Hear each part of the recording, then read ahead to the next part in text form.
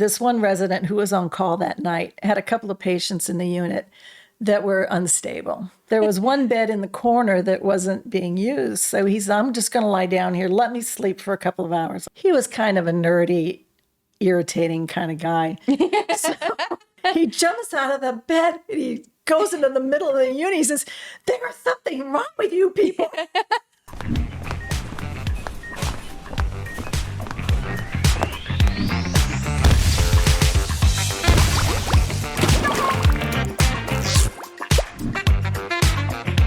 Hey guys, welcome to Nurse Talk, the podcast where we talk all things nursing.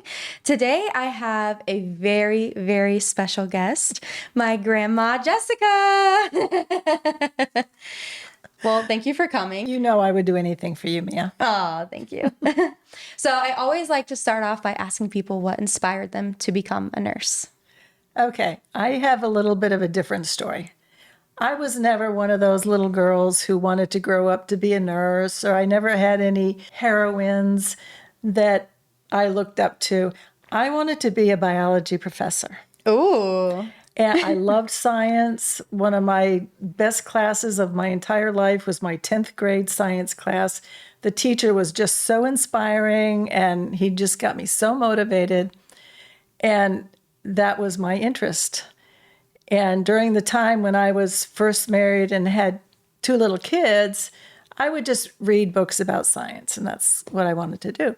I thought that if I got my associate degree in nursing, then I could work as a nurse, make some money, and be able to afford to go back to college to become a professor. Well, it didn't really happen that way. Yeah. I could see that. I think you'd be an amazing professor. You have the patience and Yeah. you're so... And I like teaching. I Yeah. like to teach people things. So I went ahead and I got my degree, and the first 3 years of my career, I worked on the floor doing various things. I had a very diverse sort of experience. I did vascular and orthopedics and respiratory and just general medicine. One of the things that when I was in nursing school, I was upset about because they didn't talk much about diabetes or strokes. And I thought, well, that's such a common thing. Why aren't we studying this? And the instructor just kept saying, well, you'll pick it up. You'll pick it up. And their focus was on procedures, how to put in a Foley, how to maintain sterile procedure, how to, change a bed with a person, all of these practical things. So when I got on the floor, it was like really scary for me because I didn't feel like I knew anything. But I learned a lot in those 3 years. Oh, and yes. It's true, you do learn. Nursing school doesn't do anything but teach you how to learn how to be a nurse. Literally. I felt like I knew nothing when I got on the floor, like absolutely nothing. Yes, it's kind of scary. It is kind of scary. Would you say you had a favorite between like orthopedics, vascular? No. No, you were I like, hated get me them out of all. here. I hated them all. Hey, well, that's honest. I mean, it was a job for me, and I still had this thing in the back of my head. Oh, I'm just doing this to get back to college. Yeah. And it was hard because like I said, I had 2 little kids at home. So it was challenging, let me put it that way. So I wanted to ask if you had any memorable stories in the first couple years of nursing. Not really. It was all boring. It was sort of, it was sort of just dull and routine. The most disturbing thing, this sounds ridiculous, but I had this patient who was in traction, and he would just lay there. And whenever we went, or I went into the room, his, sheet just sort of slid off him. And I was getting very annoyed with this guy who was exposing himself to me on a daily basis. What? Yeah. He would just, finally I told the doctor, and the doctor went in and said, you do it again, you're going home. Oh my God. So He was doing that every single day? Every time you saw him? He was doing it to all of the female nurses. He was a pervert. It probably wasn't very impressive. Okay, so what led you to transition to the VA? Well, I was married for a second time. My husband was doing volunteer work there, and he suggested that I go over there. He said, there's such an attitude over there, and I really enjoy being over there. I think you would too. So I went over and interviewed, and I was asked if I would like to go to SICU. And I immediately panicked because I had never done critical care. When I was a student, they didn't let us do anything. We went to the intensive care unit for maybe 2 days, and we weren't allowed to do anything but observe. Yeah. So I was like terrified, but she said, oh, don't worry, we'll teach you. We're going to have a class, and you'll be in the class, and you'll learn all of the basics, and you'll be okay. Well, I got there, and I started working, and the class had already been filled. Oh. And so I was still on my own. And I said, okay, this goes back to teaching yourself how to be a nurse. This is how you teach yourself to be a critical care nurse. So I just went for it. The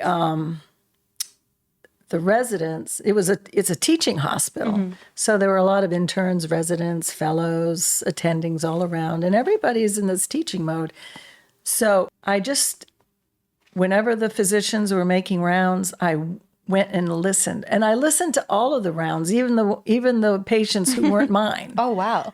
Just so that I could hear what was going on. And then I decided that I wanted to get my CCRN, which is a certification.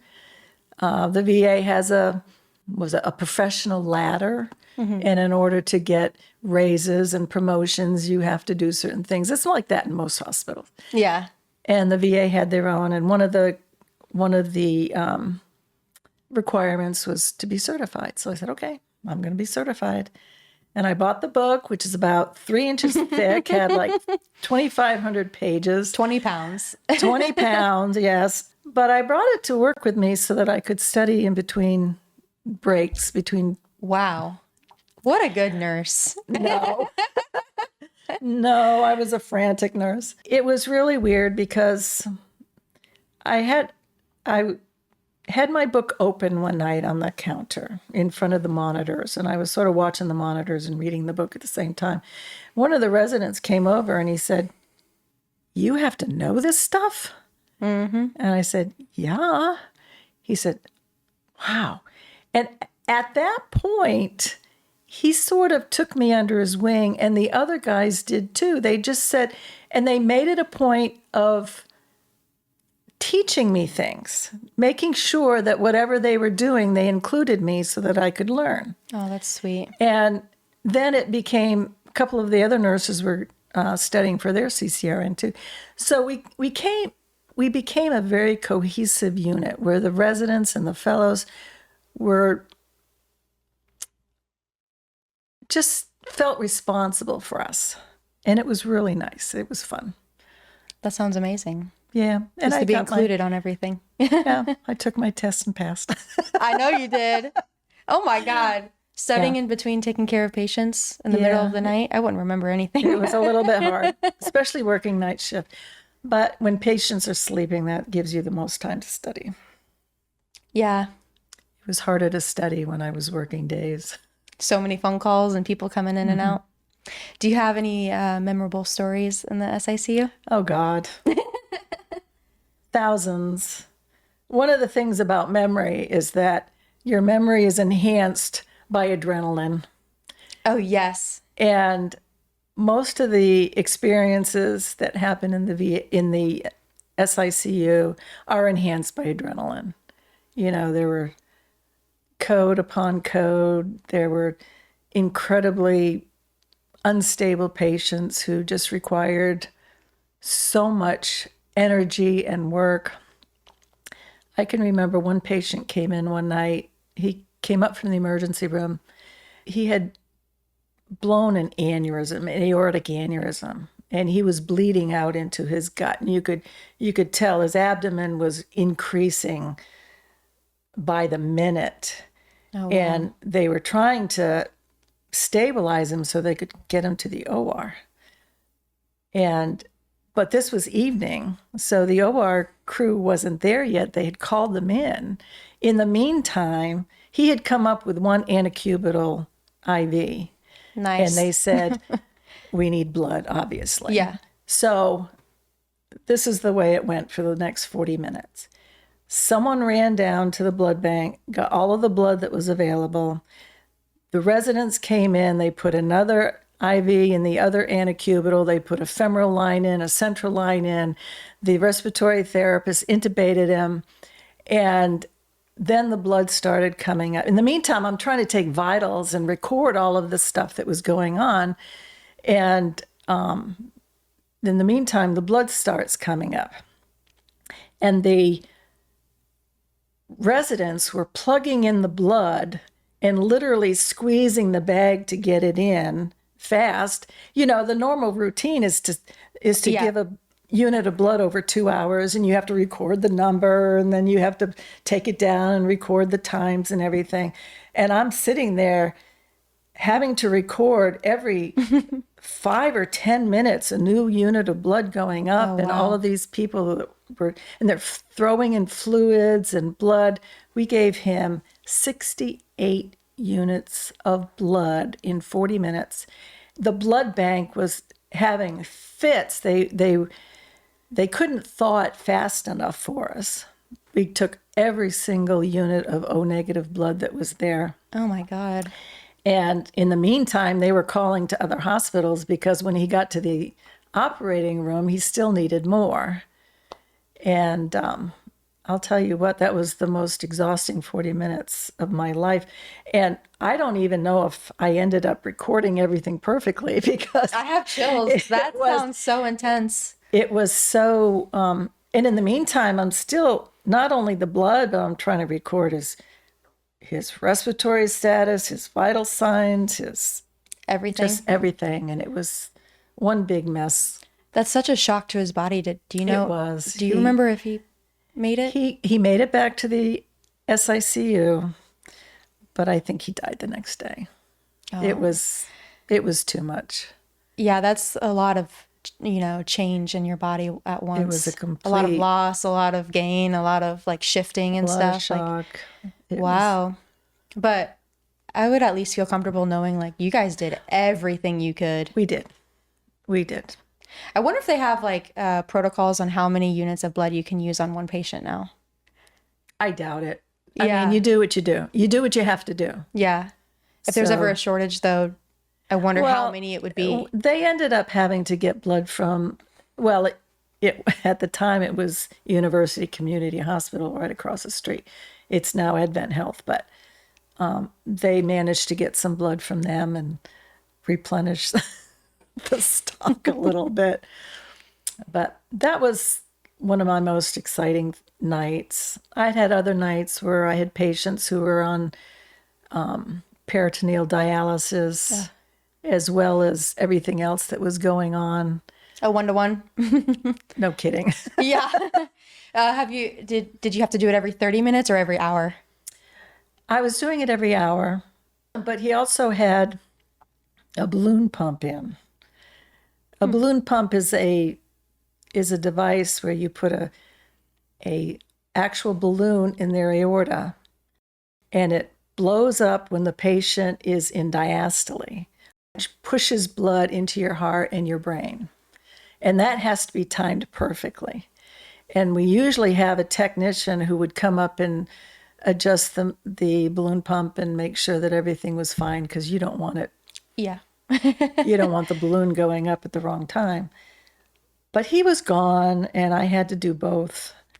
And that was another really scary night, because I was trying to hang the, dialysate and watch the balloon pump and get his vitals and give him blood and all of his medications and monitor his pressors and all of that. So it sounds like he should have been a 2-to-1. There were, without the technician there yes. Yeah, it sounds like a 2-to-1 to me. I did get help.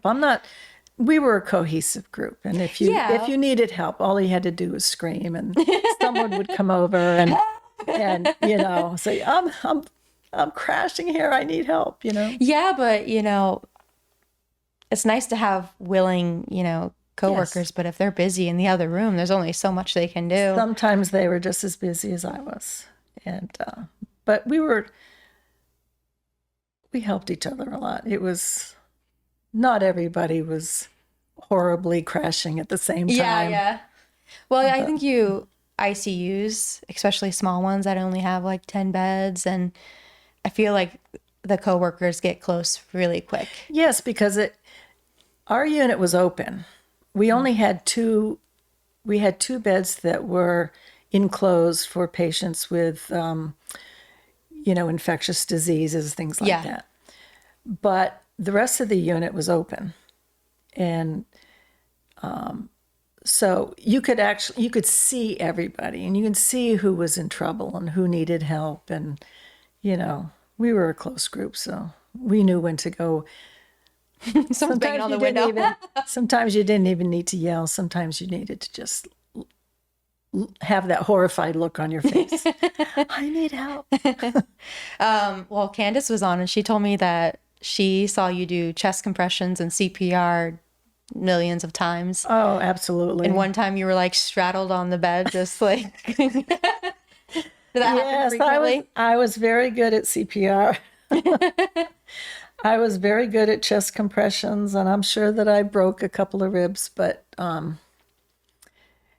you just become really good at it, and you know when to do it. And this is an interesting story. We had been fussing about staffing, and the administration says, well, you don't need any more nurses because you don't have as many codes as the other units do. And I said, it's because we prevent the codes. We don't let the patient get so bad that they do code. And you can only do that if you're really intent on your patient. Yes. And you can't do that if you've got 2 or 3 patients. So I can remember one night I had a patient, I can't remember what kind of surgery he had, but he was relatively unstable. And I could tell just by looking at him that he was going to crash. So I got on the phone and I called the resident and I said, you need to get up here right now. And so he comes running in. He had come up from the 2nd floor and he'd been climbing stairs. So he got in. He's like, what is it? And I said, this guy's going to crash. And he looks at the monitor, and the monitor had normal heart rate, normal blood pressure, normal respiratory rate. I said, no, you don't understand. He's going to crash. He said, well, call me when he does. And he left the unit. And I'm watching him.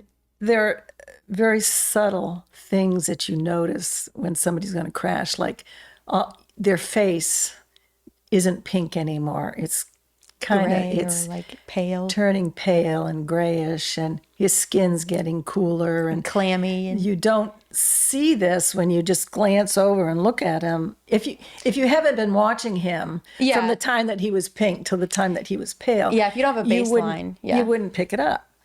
And so sure enough, 3 minutes later, he crashed, and I called the code. The guy comes running in, and I'm like glaring at him. I'm doing CPR on the guy, and I'm glaring at the resident who had blown me off. The attending came in, and he's looking at me, looking at the resident, and he's saying, what's going on here? Yeah. And I said, well, this young man decided not to listen to me when I told him he was going to crash. And so here we are. Instead of preventing the code, we are having a code.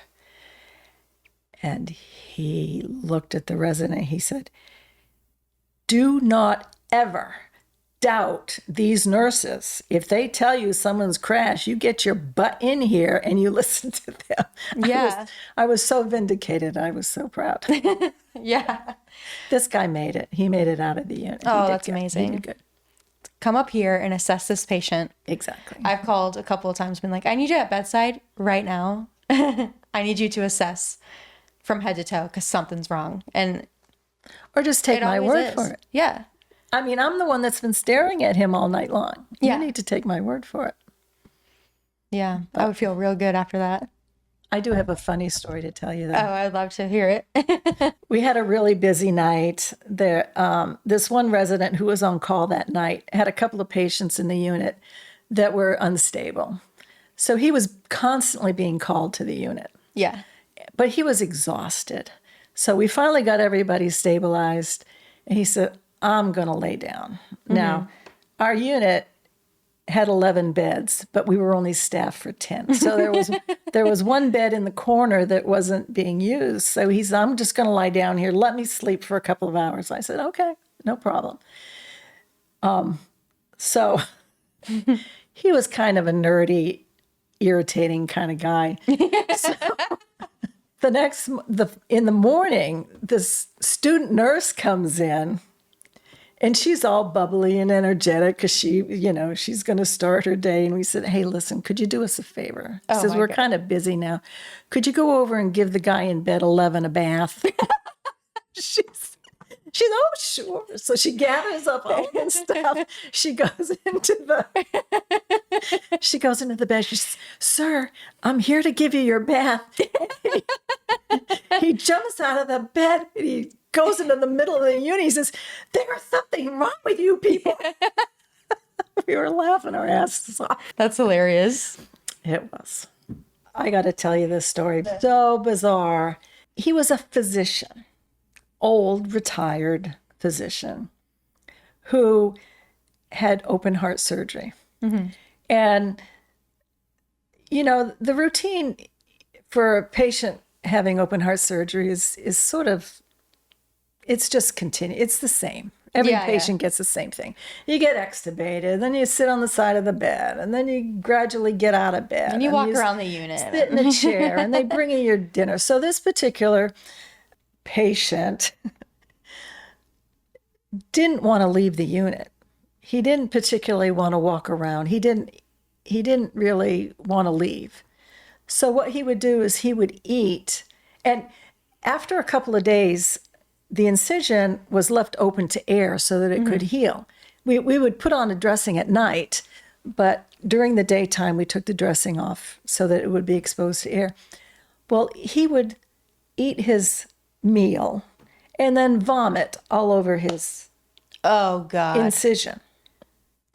And the first time it happened, we thought it was just, okay, he's sick to his stomach and whatever. So we cleaned him up. And the next meal, he did the same thing. And he did this for like 2 days. Isn't he worried about like an infection? And I'm thinking, and that's exactly what was happening because the wound started to open up. And because it's so moist and... not only that, but stomach acid was eating away. We kept a dressing on it all the time at that particular point. The emesis would just eat through his dressing. So the surgeon came in. I said, you need to get this guy a psych consult. Yeah. I mean, there's something wrong with him. He does not want to get better.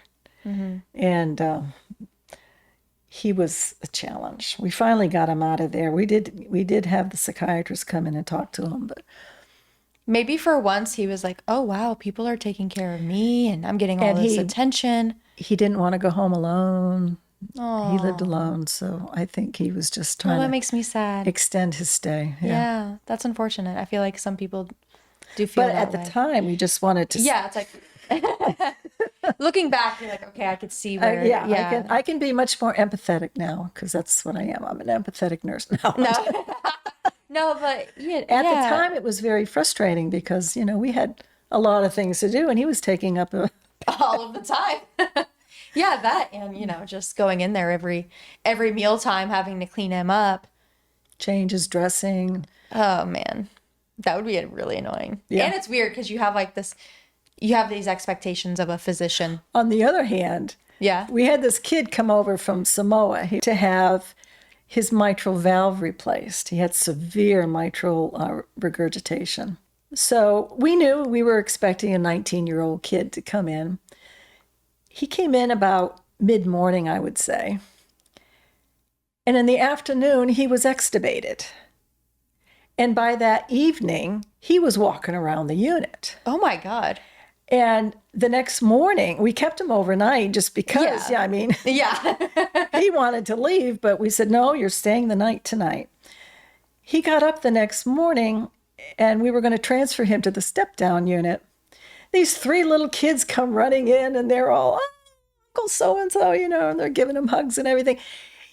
They said, do you want a wheelchair to take you to, here, sit in this wheelchair. We have to take you in the wheelchair. No, no, no, no. And he walked out of the intensive unit God. less than 24 hours after he had his mitral valve replaced. That's amazing.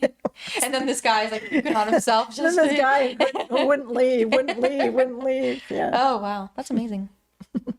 So you worked at the Tampa VA and then you transferred to the Tripler VA. Yeah, we had gone on vacation in Hawaii and we were talking, my husband Bob says, if I love this place, we're coming back. He says, and if I love it as much as I do now, we're going to come here and work. I think we should get a job here and work. And I said, that's fine with me, Was he working at the VA at that time? He worked in psych. And so we went back the second time and he says, oh, I really want to do this. Do you want to do this? I said, sure. So we went back and we interviewed for other jobs. And I interviewed at Queen's Hospital, which is a private hospital, the biggest private hospital in Hawaii. And I interviewed at another hospital. And then I went over to Tripler. Because it's so much easier to transfer. I wouldn't lose any of my benefits. Yeah. I wouldn't lose any of my retirement or anything like that. But when I went over there, they told me, oh, it's such a long process. And you have to apply and you have to be vetted. And it probably will take about 6 or 7 months. And I'm thinking, oh, geez. Yeah. So I got back home. And the new chief of staff came up making rounds. And I had heard about him. He was a retired general. In fact, he had been the chief of staff at Tripler. So I said to him, excuse me, I know you don't know me, but I told him who I was. I said, I am interested in getting a job over at Tripler. Can you tell me what to do? He said, come to my office. Immediately, like right then and there, I went to his office. He called up the general that was chief of staff at Tripler at the time. He says, I have this nurse here who wants to transfer and you should take her. Aww. And that's all there was to it. And I didn't hear from them. I didn't hear anything. Finally, a couple of weeks passed and I said, I wonder if they just said no. Yeah. So I called them. He says, oh, yeah, we're waiting to hear for when you're coming. Oh, wow. Okay. Oh, you're waiting on me? They were waiting for me to contact them to show when I was going to show up. So that's how I got in. But Tripler was interesting because it was an Army hospital, but it was responsible for all of the services. It was responsible for all of the dependents of the service people, all of the veterans, as well as the people who lived in the Pacific Islands that had been affected by the radiation from the bombing. When they were doing their atomic testing, these islands got sprayed with atomic stuff. So one of the concessions was the United States would take care of them forever. So it was really unique experience for me because I wasn't used to taking care of children. There were a couple of kids that were there. At the Tampa VA, there weren't that many female patients. But at the Tripler, there were quite a few wives of servicemen, or there were quite a few female service people too. And so that was exciting. Yeah. Did you work in the SICU as well? Yeah. Were there any differences or was it generally the same in terms of like just how it was run and everything? Well, it was run by the military, which makes it different. One thing I found interesting was a lot of the nurses, there were a lot of male nurses in this unit, which I liked working with. They're so calm and Yes. And a lot of the nurses had the same rank as the residents and the fellows. Oh, I like that. One of the nurses, our head nurse was a captain, and one of the other nurses, female nurse, was a captain, and the residents were captains. So it was really interesting that they had the same rank, and again, this was another unit where it was a teaching hospital, and there was a lot of cohesiveness. There was a lot of respect for each other. The residents and the nurses, they just had this good camaraderie, and it was really interesting. But it was a little hard for me to get used to because they would just take people out for training, and then we would be stuck, having to cover these people. Really? Yeah. They would all of a sudden just leave and be like, oh, we gotta go. I have to go to training today, so... Not coming. Not coming. And then you can't say anything because it's military, and they're like, okay. No. Would you say, like, on the unit that you had more or less resources? It was about the same. In fact, this is how old I am. You're going to have to, Tripler was working on a computerized charting system. And it was the first for the government.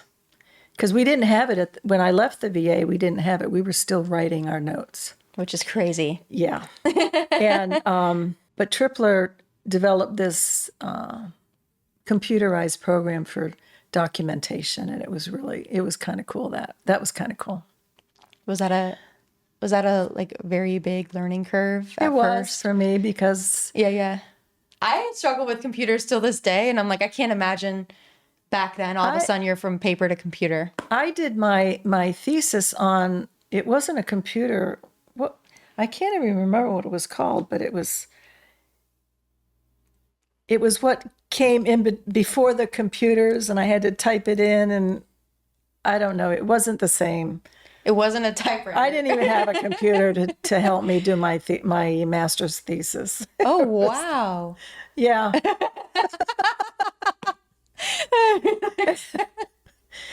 That's how old I am.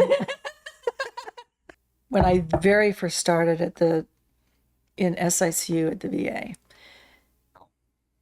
the monitoring systems were becoming more, advanced. But at the time, in order to monitor somebody's arterial line, you had to set up a transducer. Now, the transducer came in pieces. They came in these prepackaged pieces, which, again, you had to follow sterile technique. You had to put water in one part of it and then screw the top on.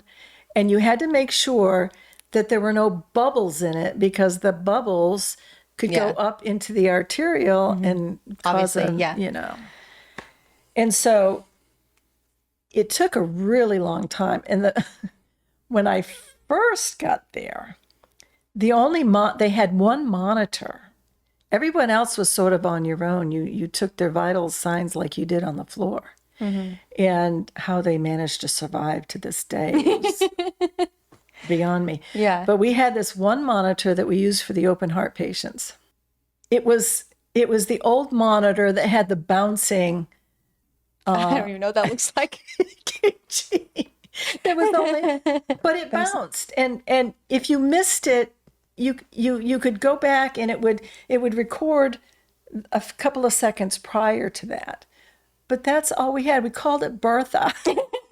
I feel like I'm gonna go and try to find what it looks like and insert it. Oh my God, it was so primitive. And when I think back on that, I'm thinking, oh my God, how did any of these people survive? Whenever you walk into like an ICU now, because we just went to an ICU not that long ago.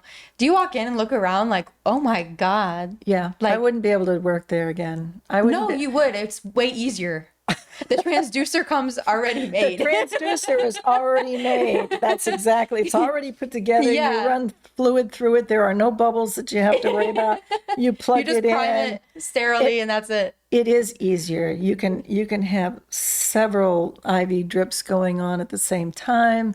They calculate how many, Literally. drips per minute they need to be. Yes, you get the rates and everything, and you scan it in. You've got and it pharmacy that does the corrects math you for or you. does the math for you. It is much easier. You still have to know the math, but it's not as intense because the pharmacist already does the math for you, and the rate and everything dose is already. Well, we used to made. have to do our own math. You just have to do it with a second nurse to just triple check. Yeah. But just doing the math, and that is literally what goes to the patient, is wild. Yeah. Getting back to Tripler, though, it was interesting because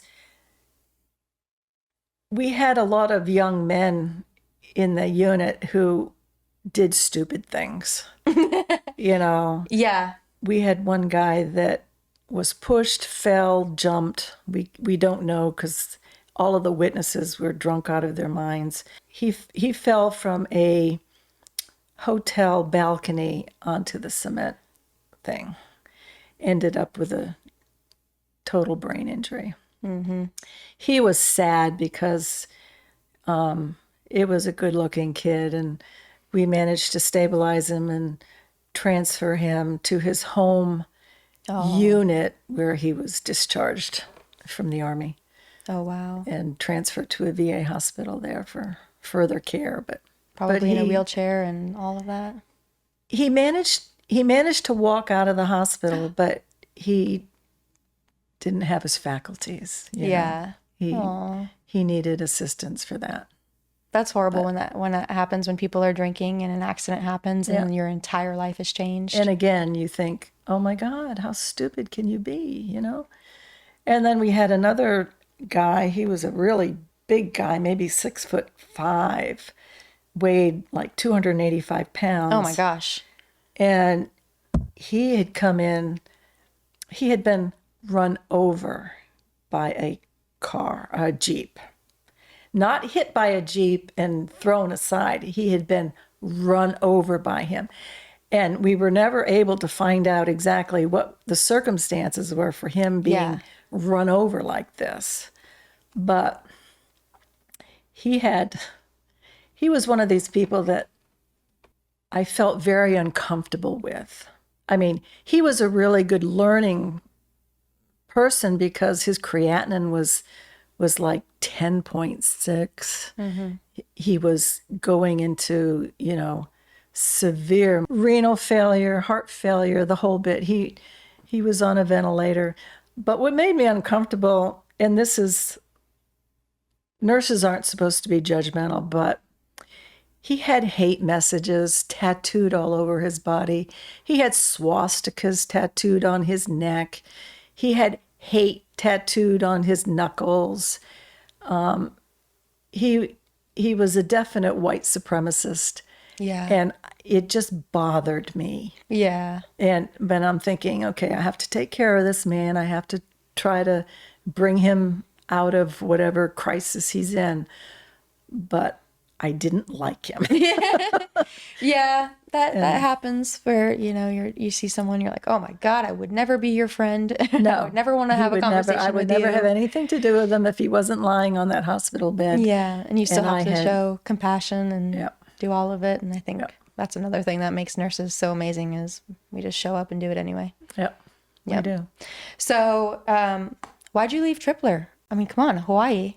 Oh, this is my favorite story of all time. We got to Hawaii, we got settled and everything, and my daughter calls up and says, "Hey, Mom, guess what? I'm pregnant." And I'm thinking, oh, I wasn't upset because she was pregnant. I was looking forward to being a grandmother, but I had just gotten there. Like, I just made it to Hawaii. I just got there. And I was starting my new career and everything. Well, not my new career, but a new place. This new exciting adventure. And it was an adventure because Hawaii is so beautiful. Yeah.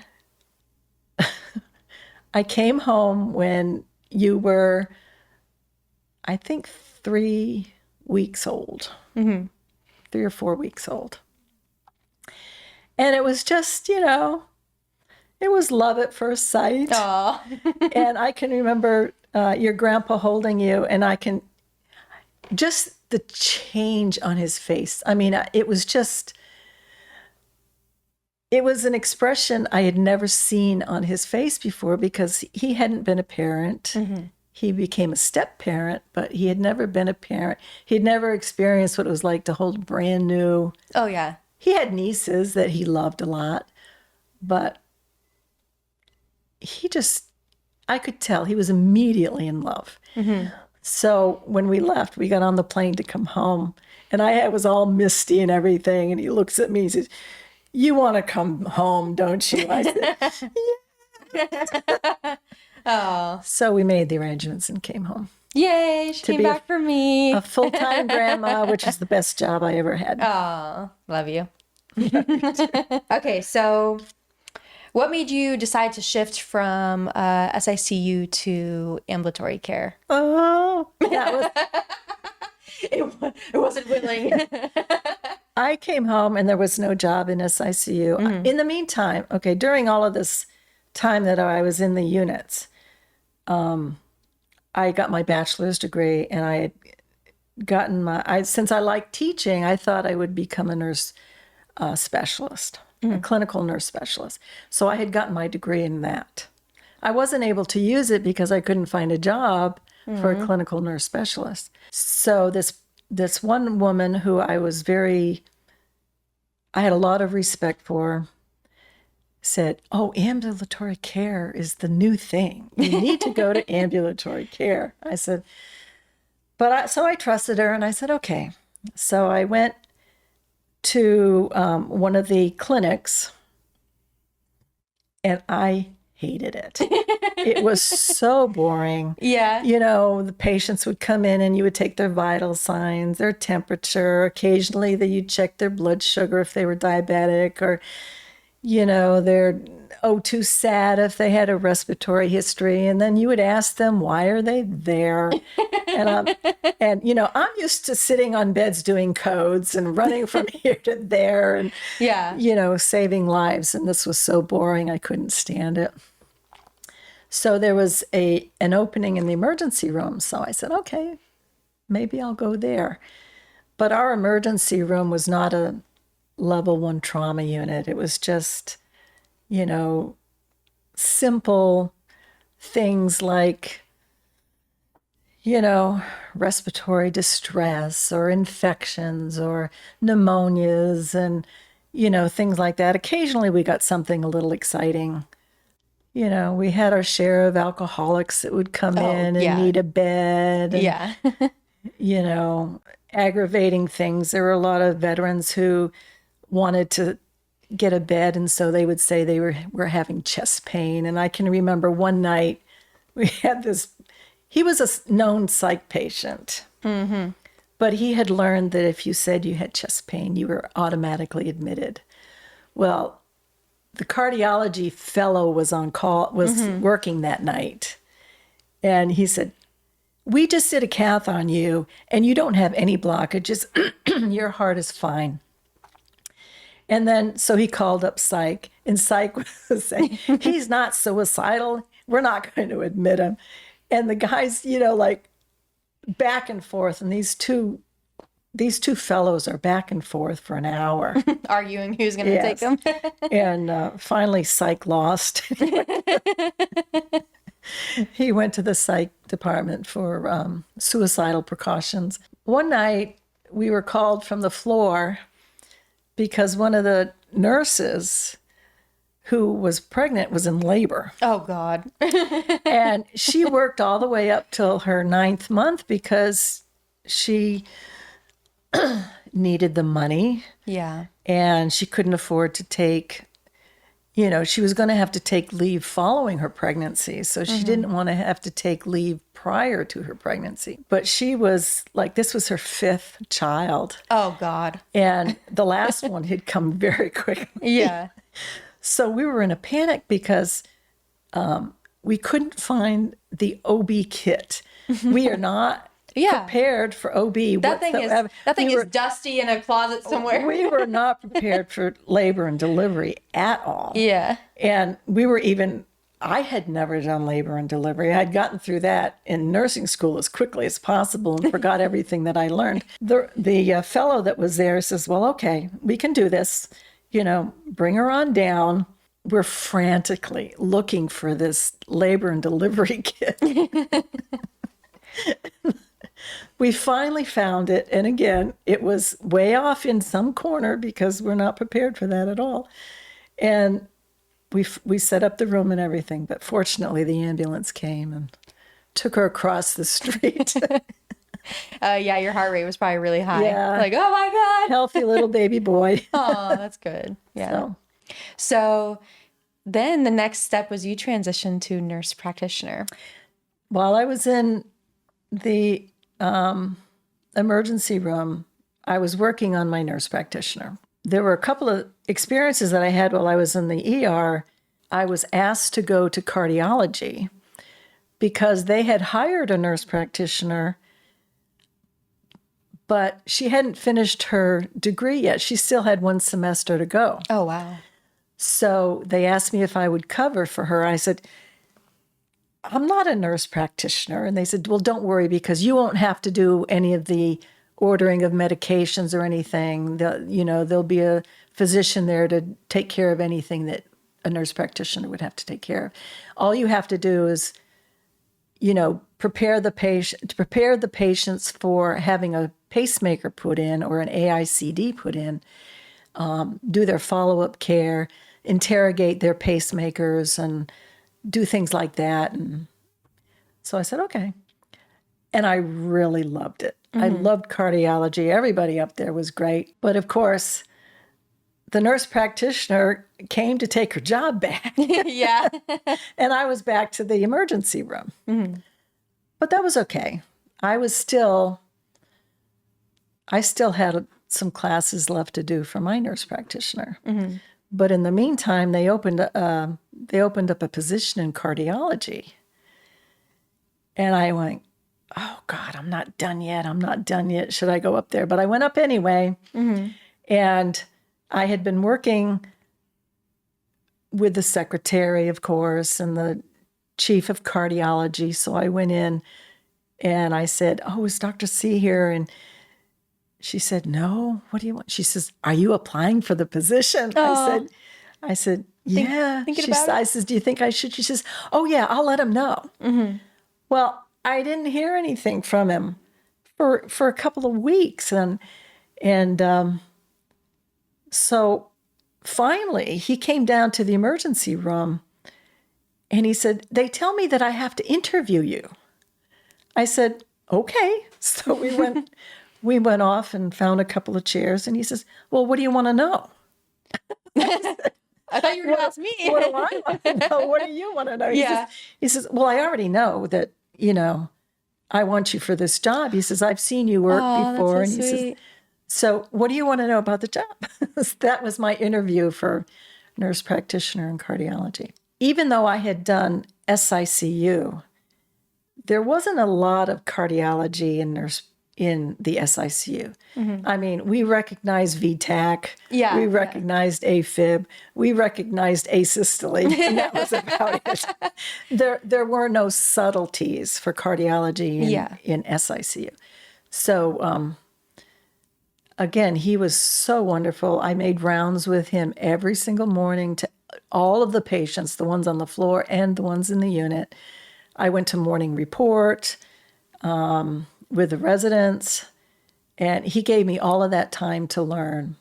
That's like a once-in-a-lifetime opportunity. It was. And he was such a good teacher. I mean, he brought all of this high-tech physician talk down to normal English. And he was just, I just love, to this day, I still love him. He was awesome. Do you feel like being a nurse practitioner, you were able to get closer to the patients, or do you feel like there's more distance and relative to being a nurse? No, I love my patients. They love me. There were so many different things in cardiology to do, and I became very specialized in doing angioplasty, angiography, things like that. So my job was to prepare the patients for having a procedure down in the cath lab.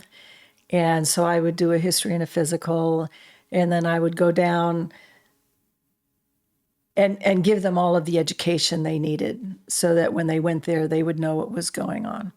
And then I went down to the cath lab to get the report and find out exactly what was going on so that when they went to their recovery bed, wherever it was, sometimes it was the unit, sometimes it was the floor, I could go there and explain it to them and give them their follow-up instruction. Yeah.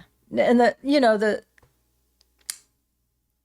cardiologist would tell them what the results were, but a lot of times they were still groggy. Yeah. So I would make sure that they understood everything.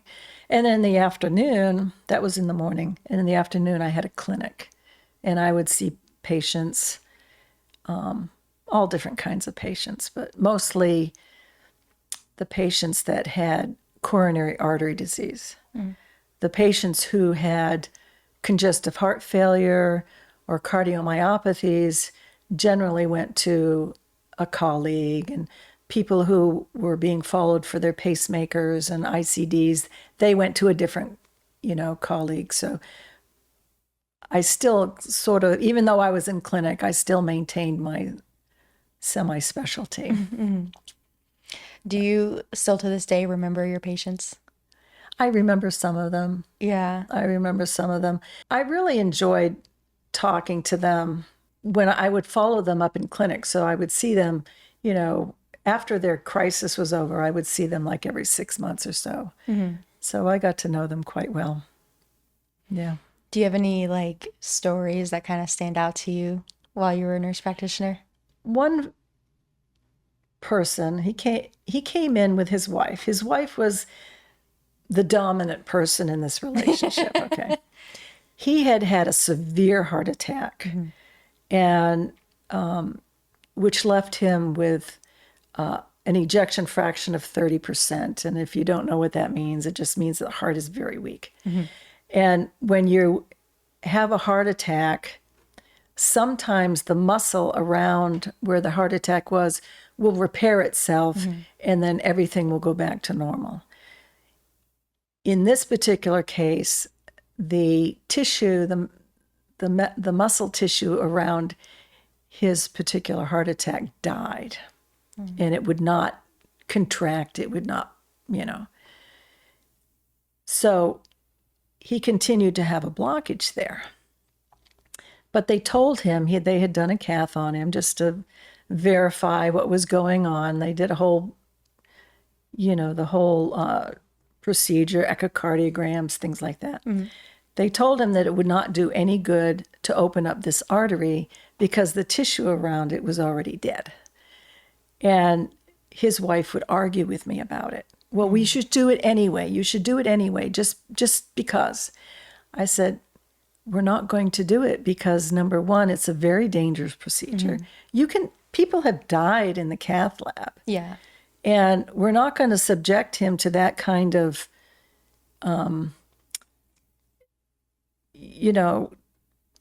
danger if it's not going to do him any good. He needs to be on his medications. He needs to do his exercises and, to take care of that. So I didn't see him for a couple of months. And he came back, and his wife said, well, we went and had the angiogram anyway. Oh, wow. And we had a stent put in. And I said, and? She says, well, it didn't help. And I wanted to just say, I told you so. Yeah. But I didn't. I just said, and I just sort of nodded my head. And she says, I know what you said. I know that it wouldn't do any good, but we had to try anyway. I said, okay. One thing about the VA, there were a lot of patients there who were very angry, especially the Vietnam veterans, because they were not treated well. Not necessarily by the VA. The VA did everything that they could for them, but they weren't treated well in society. Yeah. It took them a long time to have their PTSD recognized, and it took a long time for PTSD to be recognized as a disability. And most of the Vietnam veterans came back with PTSD, and they were very angry. So you had to be sort of a psych nurse at the same time as being whatever it is whatever your specialty nursing was. And this guy came in one time, and he was going on and on and on about how upset he was. People weren't paying attention to him. He wasn't doing this, and he was just going on and on and on about how angry he was with his counselor and all this. So I let him go on for about 5 minutes. Now I only had a 15-minute appointment with him.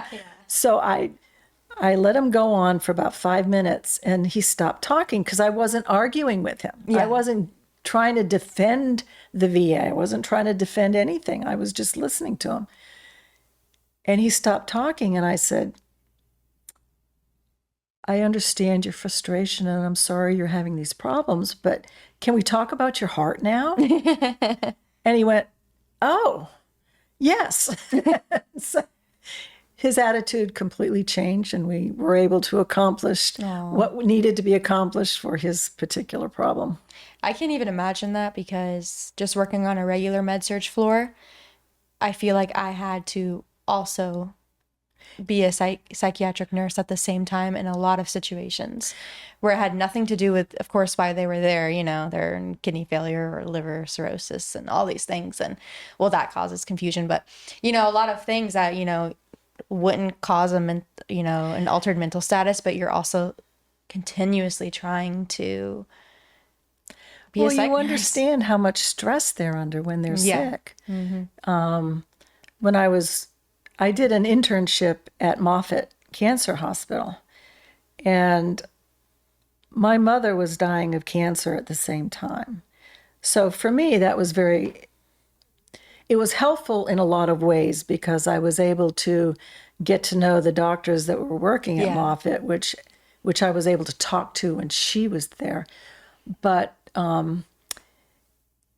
there was so much stress and anxiety, especially with the family members. And you have to be able to just sit there and let them process, let them talk, let them vent.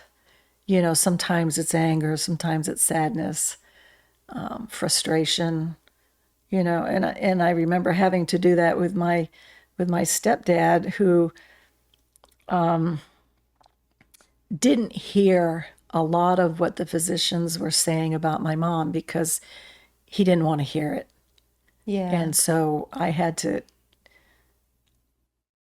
not only be his daughter, but his psych nurse, his counselor, because of course it was really hard for him. But I remember one of the hardest parts about my job working on the cancer unit was holding space for people and their emotions while my phone is ringing 3 times in a row. Exactly. And someone's, PICC line is bleeding down their arm in the next room.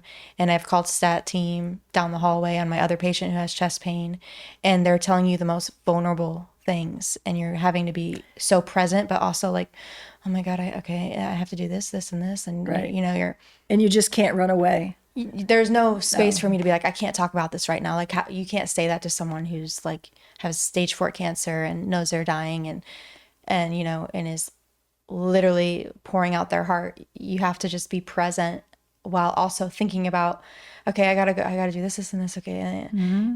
Yeah. I remember that was probably one of the most stressful parts of my job, was just dealing with the, emotional aspect of it. But anyway. One experience I had in the SICU, like again, most of my experiences are adrenaline enhanced. Yeah. I was in the SICU for 14 years, so I have a lot of them.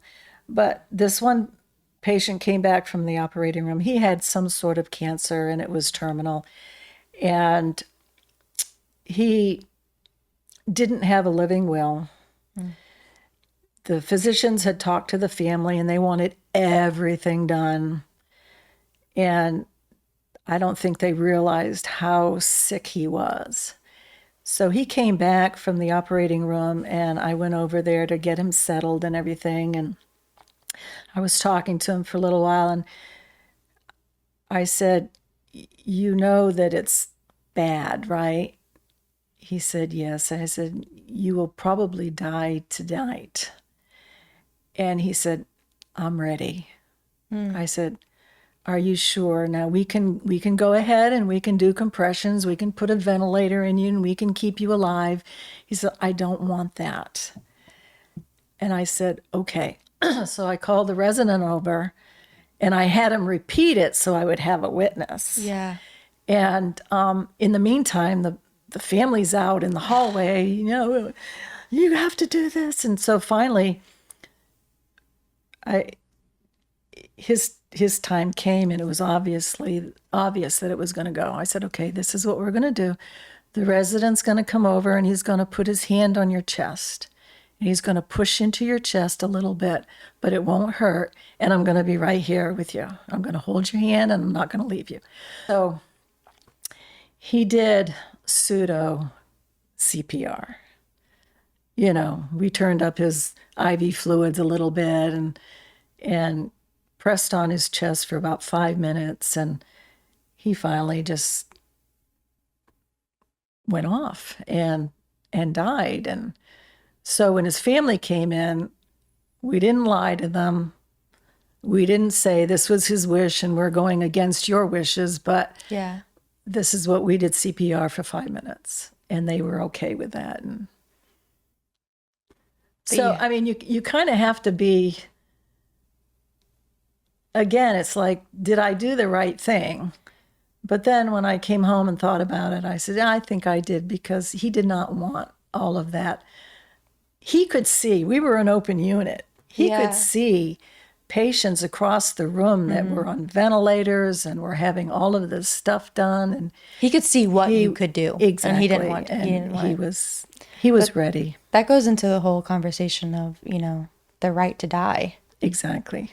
which is a very, philosophical. Families have a hard time with that. Yeah. Most families. Yeah, but when the patient doesn't want to be alive, it's kind of like some people are so just filled with emotion, they don't care that their family member Right. wants to die. They're like, no. They have like almost they get selfish with the Exactly. with the extreme emotions that they're feeling. They can't see that. And I see that in a lot of areas, especially, in pediatrics and stuff. And, I can imagine I could not do what you do.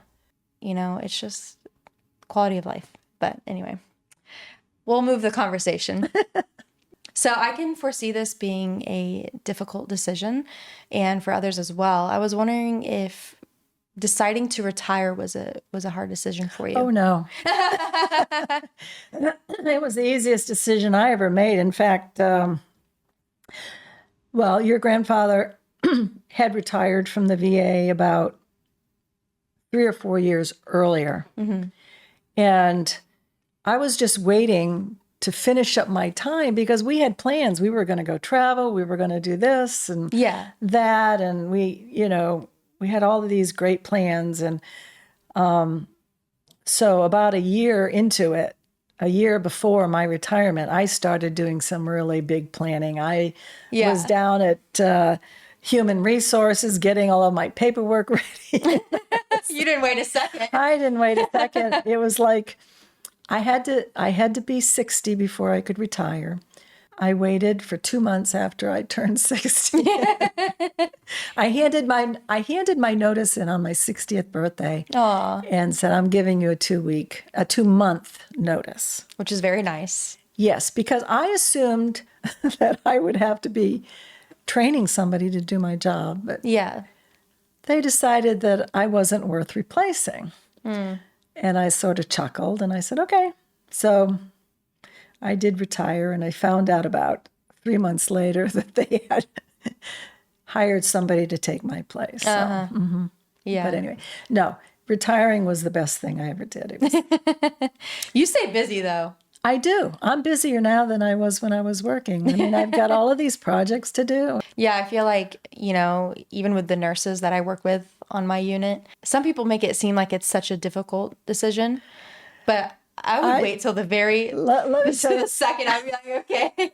I have dinner once a month with people that I worked with at the VA. Some are nurse practitioners, some are managers, some were, in administration, some were educators. And most of them are retired. And every single one of them just talks about how great it is to be retired. No one misses it. They talk about their vacations. They talk about doing this. And I mean, it's just, this one nurse practitioner that has just recently retired. She was so critical to their unit because they had a couple of physicians leave and a couple of nurse practitioners leave. So she was like, they kept begging her to stay. So she stayed on for another year. Oh, wow. Finally, she said, this is it. I'm done. So I saw her at dinner the other night, and she was just grinning from ear to ear. She had gotten back from this great European vacation. She says, this is the best thing. Oh, I bet. She says, I'm celebrating today. Is it really weird being retired in terms of like, I don't know. I just think like, is there some days where you wake up and you're like, what day is it? Oh, I do that every day. I wake up because I refuse to set the alarm anymore unless it's something really, really important that I have to get up early for. But if there's nothing scheduled before 9 o'clock, I don't set the alarm. And I wake up every morning thinking, okay, what day is it? What do I have to do today? And then once I remember, because I'm a little foggy in the morning, then I get up and I proceed to make my coffee and start my day. It sounds nice. It is. It is. You worked your way to get there, though. I did. The first week that I was retired, I didn't do anything. I didn't Just do sat anything. around and watched TV. I watched TV, I read books, I went in and I putzed around in my sewing room, and we were planning a vacation, so I made up, some of the last minute details for our trip and did practically nothing. It was so great. It sounds fun. I'm like, I'm gonna get there one day. I feel sorry for people who worry that there won't be anything to do or they'll be bored. They keep working and working because they don't think that there's anything left in life. And yeah, I think people get uncomfortable with the slowness, and then all of a sudden you have your thoughts that you have been pushing away, and all of a sudden there's like this life of like, okay, now I have time to think about all the things I've not wanted to do. I have time now to do all of the creative things that I didn't have time to do when I was working. Not a lot of people are as creative as you. Yes, you do all these awesome things, and I think that I don't know. I have a friend though who is not artistic at all. She goes to Mahaffey Theater and volunteers there. And I have another friend who actually works in the business. She worked in business all of her life, so she works in the business part of the Tampa Bay Performing Arts Center. She works as a bookkeeper there for them, does volunteer work there. I have another friend who goes down to the airport and acts as a guide for people trying to find where they're supposed to go and do what they. So, I mean, people find things to do. Yeah, we have cuddlers that come, and normally they're at retirement age, and they just come and they hold babies.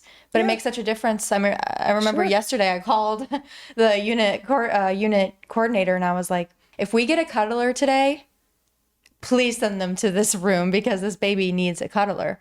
And it's amazing. It makes your day so much better to have them there. And they're just volunteering their time, which is super sweet. So I figure there's tons to do. There's tons to do. You just have to be open-minded and be willing There to. have been days when I haven't even wanted to do anything creative. I just want to sit down and read a book. And that's okay. It's okay with me. Yeah. No guilt involved.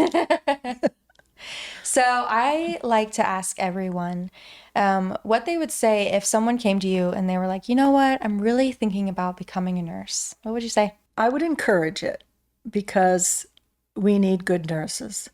But I would want to make sure that they're doing it for the right reason. First of all, you have to really like people. Yes. And you have to be able to be empathetic and caring. You can't be somebody who is just procedure oriented. Okay, I'm going to go in there and I've got this, and this to do, and that's all I'm going to do. That you can't have that sort of mentality. But we need good nurses. If you like people and have patience for people, Patience and integrity. Yeah. You have to have ethics. You have to have a certain level of morality. There's so much more to being a nurse than I think anyone any understands. other profession. Yeah. Except for maybe any of the ancillary services that are in the hospital. I would say the same thing. I like that. Don't get into it for the money because it's not there. There's no money. There's no money. People think that nurses make so much money and we don't. All nurses deserve at least 3 or 4 times what they're making, Yeah. without a doubt. But they're not going to get it. Yeah. So you need to be self-actualized enough to be able to take your rewards from other things. Something agree. simple like, oh, thanks for taking such good care of my dad, or, the surgeon saying, thanks for your help today. The all of donuts those- in the break room. Yeah, Yeah. all of those little things, you need to be able to get your gratification from that, because you're not going to get it from your paycheck. Yep, I agree with that. That's a good way to end it. No. Although I have to say that a nurse's paycheck is better than a lot of other paychecks. Yeah, and I will say maybe we don't make a lot, but we have a steady and promising income. Exactly. Like You've there's got always a job job. security. There's always a job waiting for me, and that's one of, among many things that I love about being a nurse is I don't have to, maybe, if I lost my job tomorrow, maybe I wouldn't do something that I absolutely love, but I would have a job. Exactly. I could find one anywhere. And if you get bored with one particular routine that you're in, you can always change. Say, okay, I'm tired of critical care. I think I'd like to go to the emergency room for a while, or I'd like to go to NICU, or I'd like to, Or I don't want to see patients ever again, and I want to do something. I want to go to administration. Yeah, there's so many options, and I think that's another, Or I amazing want to thing. work. I've got little kids at home. I want to work 9 to 5, Monday through Friday. So I'll go to a clinic. You've always got different options. There's so many pros to being a nurse, but yes, having the mentality of like, I'm going into this because I like people is But 100%. regardless of what you do, Yeah.